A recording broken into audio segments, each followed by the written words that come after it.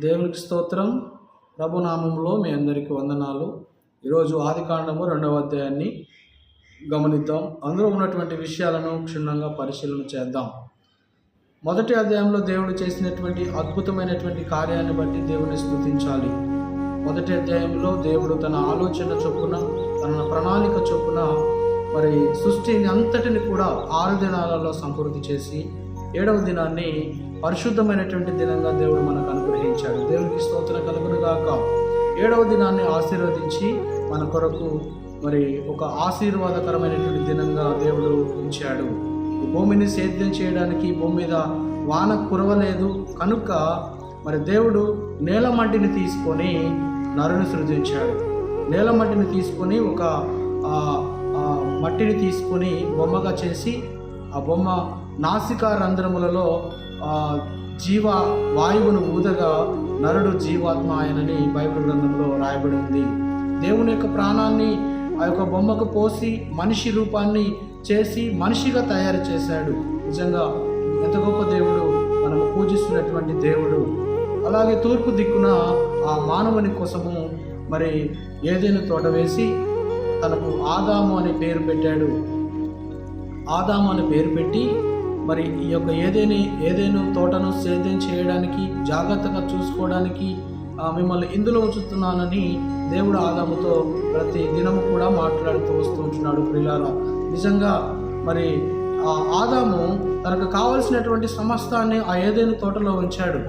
మంచి చెడు తెలివినిచ్చేటటువంటి సమస్తాన్ని ఆ ఏదైనా తోటలో దేవుడు దాచిపెట్టి ఉంచాడు. ఆదామును ఒక దినాన పిలిచి, ఆదాము, నీ కొరకు నేను సమస్తాన్ని సృజించాను. ఈ యొక్క ఏదైనా తోటలో నువ్వు సేద్యము చేస్తూ నీకు కావలసినటువంటి సమస్తమును నువ్వు భుజించవచ్చు, నీకు కావలసిన ప్రతి ఫలమును నువ్వు తినవచ్చు. కానీ కీడు చేసేటటువంటి ఒక చెట్టును ఇందులో ఉంచాను. అది ఏమాత్రము నీకు తగదు, దాని దగ్గరికి నీకు వెళ్ళొద్దు, దాని యొక్క ఫలములను నీవు తీసుకొని తినవద్దు అని ఆదాముకు ఆజ్ఞ ఇచ్చినట్టుగా మనము ఈ అధ్యాయంలో క్షుణ్ణంగా పరిశీలన చేయవచ్చు. నిజంగా ఎంత గొప్ప దేవుడండి. ఆదామును కలుగచేసి తన కొరకు సమస్తమును సృజించి తన కొరకు సమస్తమును దాచిపెట్టినటువంటి ఆ పరిస్థితిని మనం గమనించినట్లయితే దేవుడు మరొక దినాన్ని వచ్చి మరి ఆదాము కొరకు, ఆదాము ఒంటరిగా ఉన్నాడని తెలుసుకొని ఆదాము కొరకు ఒక సాటి అయినటువంటి సహాయం చేయాలని దేవుడు ఒక ప్రణాళిక కలిగి ఉన్నాడు. దేవుడు ఒక ఉద్దేశాన్ని కలిగి ఉన్నాడు. దేవుడు ఒక తలంపును కలిగి ఉన్నాడు. ఆదామును పిలిచి ఆదాముకు గాఢ నిద్ర కలగచేసి ఆదాము పక్కటెముక తీసి ఆ యొక్క ఖాళీ ప్రదేశాన్ని మాంసముతో పూడ్చి ఆ ఎముకను తీసుకొని ఆ యొక్క ఎముకను నారిగా అనగా మరి స్త్రీగా సృజించి ఆదాము కొరకు దేవుడు తయారు చేసి ఆదాముకి ఇచ్చినట్లుగా మనం గమనించవచ్చు. నిజంగా దేవుడు చాలా ప్రణాళిక కలిగి ఉన్నాడు. వారి ఇద్దరి ఉద్దేశంలో, ఆదాము హవ్వ విషయంలో దేవుడు గొప్ప ప్రణాళిక కలిగి ఉన్నాడు. వారిరువురు దేవుని మాట వింటారని, వారిరువురు దేవుని ప్రణాళిక చొప్పున నడుచుకుంటారని, వారిరువురు దేవుని యొక్క ఆలోచనలు తలంపులను ఎరిగి ఆ ఏదైనా తోటలో జీవిస్తారని దేవుడు ఎంతో ఆశపడ్డాడు. దేవుడు ఎంతో వారికి సహాయం చేస్తూ వచ్చాడు.